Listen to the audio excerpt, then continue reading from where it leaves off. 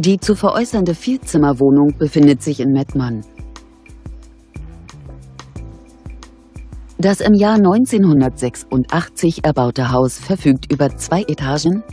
Das Objekt befindet sich in der ersten Etage und wird über eine Zentralheizung beheizt.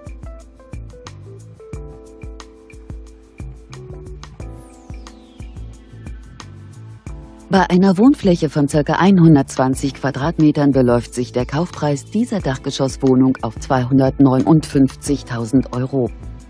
Für nähere Informationen stehen wir Ihnen gerne zur Verfügung.